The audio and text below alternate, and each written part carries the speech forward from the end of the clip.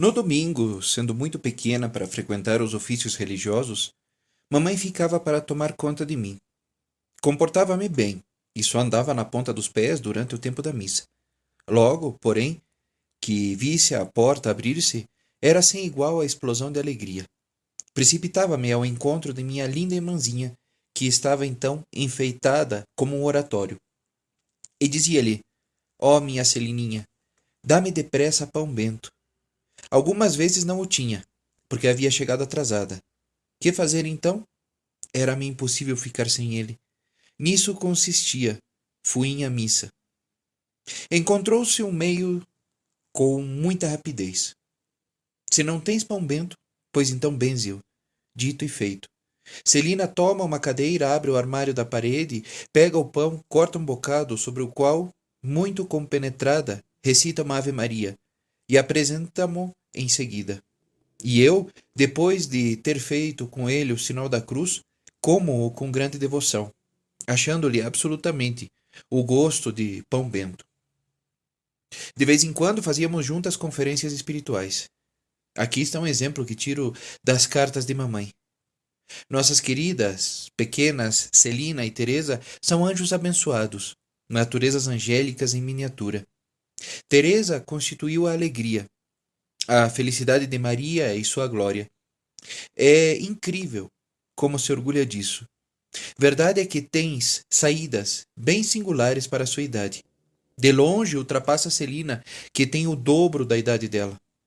Dizia Celina outro dia: Como pode Deus caber em uma hóstia tão pequena? Falou a pequena: Não é tanto de admirar, uma vez que Deus é todo-poderoso. Que quer dizer todo-poderoso? É fazer tudo o que ele quer. Um dia, julgando-se muito crescida para brincar com boneca, Leônia veio procurar-nos, a nós duas, com uma cesta cheia de vestidos e de lindos retalhos para fazer outros. Por cima estava colocada a sua boneca. Tomai-la, minhas irmãzinhas, diz-nos ela. Escolhei, dou-vos tudo isto. Celina estendeu a mão e tomou um pacotinho de alamares que lhe agradava. Após um instante de reflexão, estendi a mão por minha vez e declarei: Escolho tudo. E apoderei-me da cesta sem outra formalidade. As testemunhas da cena acharam o caso muito justo. A própria Celina nem pensou em reclamar. Aliás, brinquedos não lhe faltavam. Seu padrinho acumulava de presentes e Luísa descobria meios de arrumar-lhe tudo quanto desejasse. Esse pequeno episódio de minha infância é o apanhado de toda a minha vida. Mais tarde, quando se tornou evidente o que era a perfeição, compreendi que, para se tornar santa, era preciso sofrer muito, ir sempre atrás do mais perfeito e esquecer-se a si mesmo. Compreendi que, na perfeição, havia muitos graus e que cada alma era livre no responder às solicitações de Nosso Senhor, no fazer muito ou pouco por Ele, numa palavra, no escolher entre sacrifícios que exige. Então, como nos dias de minha primeira infância, exclamei: Meu Deus, escolho tudo. Não quero ser santa pela metade. Não me faz medo sofrer por vós. A única coisa que me dá receio é de ficar com a minha vontade. Tomai a vós, pois escolho tudo, o que vós quiserdes. É forçoso que pare, pois não devo ainda falar-vos de minha juventude, mas da estouvadinha aos 4 anos de idade. Lembro-me de um sonho que devo ter tido por volta dessa idade e que me calou profundamente na imaginação. Sonhei uma noite que saía a passear sozinha pelo jardim. Chegando ao pé dos degraus que precisava subir para ali chegar, estaquei tomada de pavor. Diante de mim, rente ao caramanchão, havia uma barrica de cal, e sobre a barrica dançavam, com espantosa agilidade, 2 medonhos diabinhos. Não obstante os ferros de engomar que tinham os pés. De chofre lançaram sobre mim seus olhares chamejantes, mas ao mesmo instante, parecendo muito mais assustados do que eu, precipitaram-se da barrica abaixo e foram esconder-se na rouparia que ficava de fronte. Ao vê-los, tão pouco valorosos, quis saber o que iriam fazer e acerquei-me da janela. Lá estavam os míseros diabinhos a correr por sobre as mesas. não sabendo o que fazer para se esquivarem do meu olhar. De vez em quando chegavam até a janela e olhavam com um ar inquieto. Se eu ainda estava lá e, como sempre me avistassem, começavam a correr de modo como que desatinados. Sem dúvida, este sonho nada tem de extraordinário. Acredito, no entanto, que o bom Deus permitiu que guarde sua lembrança, a fim de me provar que uma alma em estado de graça nada deve temer dos demônios, que são uns poltrões, capazes de fugir diante do olhar de uma criança. Eis aí mais uma passagem que deparo nas cartas de mamãe. Minha pobre mãezinha já pressentia o fim do seu desterro. As duas meninas não me preocupam. Estão tão bem, todas as duas. São temperamentos primorosos. Serão, por certo, boas criaturas. Maria e tu estareis em perfeitas condições de educá-las. Celina não comete jamais a mínima falta voluntária. A pequerrucha será boa também. Por todo o ouro do mundo, não diria uma mentira. É de uma finura de espírito como jamais observei em nenhuma de vós. Estava ela outro dia na mercearia com Celina e Luísa. Falava de suas práticas e discutia fortemente com Celina. A senhora disse a Luísa: Mas então o que quer ela dizer? Quando brinca no jardim, não se ouve falar senão de práticas. A senhora Gaucherain mete a cabeça para fora da janela no esforço de entender o que significa essa altercação sobre práticas. A coitada da pequena faz a nossa felicidade. Vai ser boa, já se vê pelo indício. Só fala do bom Deus. Por nada no mundo deixaria de fazer suas orações. Gostaria que a visses recitar pequenas fábulas. Nunca presenciei algo de tão gentil. Encontra por si mesmo a interpretação e a tonalidade que é preciso dar. Mas isto é, sobretudo, quando diz: criancinha de cabeça loura, onde imaginas que está o bom Deus? Quando ela chega às palavras: ele está lá, no alto do céu azul, envolve o olhar para cima com uma expressão angélica.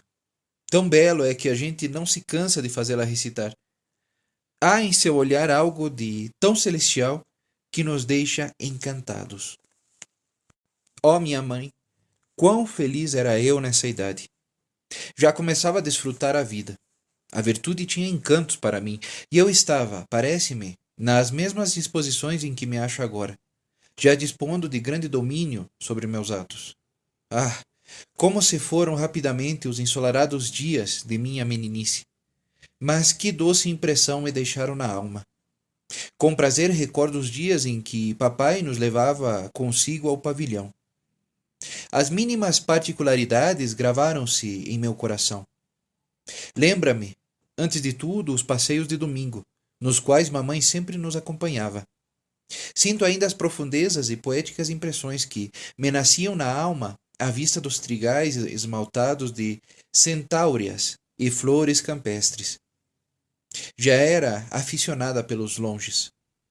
O espaço e os agigantados abetos, cuja ramagem chegava até o chão, deixavam-me na alma impressão semelhante à que ainda hoje sinto quando contemplo a natureza. Muitas vezes, nestes longos passeios, encontrávamos com pobres e era sempre a Terezinha incumbida de dar-lhes a esmola, o que a deixava toda aventurosa. Mas também, outras vezes, achando papai que a caminhada ficava longa demais para sua rainhazinha, levava-a mais cedo de volta para casa, com grande desgosto dela. Para a consolar, Selma enchia então de margaridas seu lindo cestinho e dava-lhe quando chegava em casa. A boa da vovó, ainda mal, achava que a netinha tinha flores demais. Tomava-lhe grande parte para sua imagem da Santa Virgem. Isso não agradava a Terezinha, mas ela muito se precavia para que nada dissesse. Tinha adquirido o bom hábito de nunca se queixar, mesmo quando lhe tiravam o que era seu, ou então quando era acusada injustamente. Preferia calar e não excusar-se. Não era mérito seu, mas virtude natural. Que pena que esta boa disposição se tenha desvanecido. Oh, realmente tudo me sorria na terra. Deparava com flores a cada passo que desse. E minha boa índole contribuía também para me tornar a vida agradável. Ia, porém, começar um novo período para minha alma. Devia passar pelo cadinho da provação e sofrer desde a minha infância, a fim de que pudesse ser oferecida mais cedo a Jesus. Assim como as flores da primavera começam a germinar debaixo da neve e desabrocham nos primeiros raios do sol. Assim também a florzinha, cujas reminiscências estou a escrever, teve que passar pelo inverno da provação. Todos os pormenores da doença da nossa querida mãe estão ainda vivos em meu coração. Lembro-me principalmente das últimas semanas que passou aqui na terra. Celina e eu vivíamos como pequeninas e exiladas. Todas as manhãs a senhora Lerich vinha buscar-nos e passávamos o dia em casa dela. Um dia não tivemos tempo de fazer nossa oração antes de sair, e no caminho disse-me Celina bem baixinho: convém dizer-lhe que não fizemos nossa oração? Oh, sim, respondi-lhe. Então, com bastante timidez, disse-o a senhora Lerich. Respondeu-nos ela: está certo, minhas filhinhas, ireis fazê-la. E depois, largando-nos, ambas num quarto grande, foi-se embora. Então Celina olhou para mim e disse-nos: ah, não é como a mamãe. Sempre nos fazia recitar nossa oração. Quando brincávamos com as crianças, o pensamento de nossa querida mãe sempre nos acompanhava. Certa vez, tendo ganhado um lindo damasco, Celina abaixou-se e cochichou-me: não vamos comê-lo. Dá-lo-ei à mamãe. Que lástima! A coitada da nossa mãezinha já estava doente demais para comer as frutas da terra. Já não se saciaria senão no céu, com a glória de Deus, e não beberia senão com Jesus, o misterioso vinho, do qual ele falara em sua última ceia, quando disse que o tomaria conosco no reino do seu Pai. A comovente cerimônia da extrema unção também me ficou gravada na alma. Vejo ainda o lugar onde me achava ao lado de Celina. Todas as 5 estávamos pela ordem de idade, e nosso pobre paizinho estava ali também, e soluçava. No próprio dia, ou no dia imediato à partida de mamãe, tomou-me nos braços e, dizendo-me: vem beijar pela última vez tua pobre mãezinha. E sem dizer nada, cheguei aos lábios, à fronte de minha mãe querida. Não me lembro ter chorado muito. Não dizia a ninguém os profundos sentimentos que experimentava. Olhava e escutava em silêncio. Ninguém tinha tempo de ocupar-se comigo. Por causa disso, via muitas coisas que teriam a intenção de me ocultar. Primeiramente, dei comigo diante da tampa do esquife. Fiquei longo tempo parada a contemplá-lo. Nunca tinha visto nenhum e, no entanto, compreendia. Era tão pequena que, apesar de estar pouco alto o corpo da mamãe, precisava erguer a cabeça para o avistar de cima, e parecia-me muito grande, muito triste. 15 anos mais tarde, estive diante de outro esquife, o da Madre Genoveva. Tinha a mesma medida que o da mamãe, e julguei estar ainda nos dias da minha infância. Todas as minhas reminiscências retornaram a tropel. Era, por certo, a mesma Terezinha que estava a olhar, mas havia crescido, e o esquife parecia-lhe pequeno. Já não precisava erguer a cabeça para o enxergar. Já não a erguia senão para contemplar o céu, que lhe parecia bem alegre, pois todas as suas provações tinham tomado um fim, e o inverno da sua alma passara para sempre. No dia que a igreja lançou a bênção sobre os despojos mortais de nossa mãezinha do céu, nosso Deus quis dar-me outra na terra, e quis que a escolhesse livremente.